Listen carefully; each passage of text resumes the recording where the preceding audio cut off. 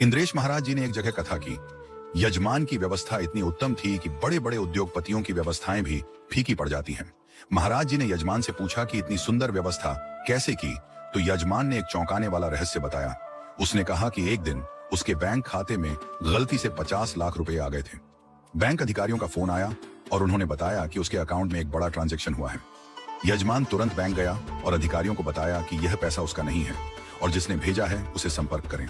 Bank ने संबंधित foundation या ट्रस्ट से बैंक अधिकारियों ने बताया कि यदि 15 दिनों के भीतर कोई दावा नहीं करता तो पैसा यजमान का हो जाएगा, लेकिन उसे टैक्स जमा कराना होगा। इस दौरान यजमान ने मन में ठान लिया कि इस धन का उपयोग वह अपने व्यक्तिगत कार्यों में नहीं करेगा। उसने राधा कृष्ण से प्रार्थना की और निर्णय लिया कि इन पैसों से एक भव्य श्रीमद् भागवत कथा कराई जाएगी, जिसमें पूरे शहर के लोग शामिल होंगे।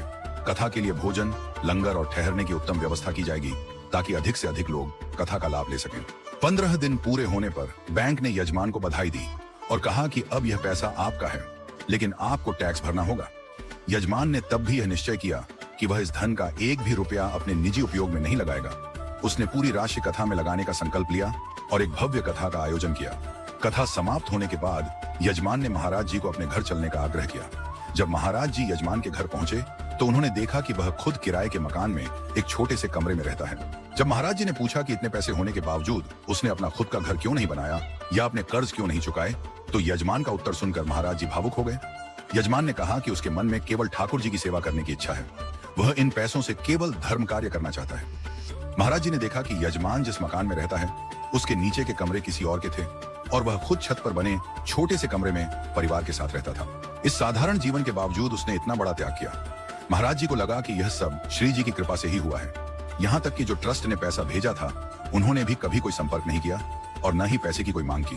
महाराज जी ने हंसते हुए कहा कि शायद वह ट्रस्ट भी ठाकुर जी ने ही बनवाया होगा ताकि यजमान से कथा कराई जा सके। कथा के बाद भी यजमान के पास कुछ पैसे बच गए थे। उसने महाराज जी से पूछा कि अब इस बचे हुए पैसे का क्या करें। महाराज जी ने कहा कि कोई भी व्यक्ति होता तो इन पैसों से अपना घर बना सकता था, कर्ज चुका सकता था, लेकिन यजमान ने ऐसा कुछ भी नहीं किया। उसने महाराज जी से कहा कि उसका मन वृंदावन में भंडारा करने का है, जहां रसिक संतों और ब्रजवासियों के लिए भोजन और सेवा का आयोजन किया जाए।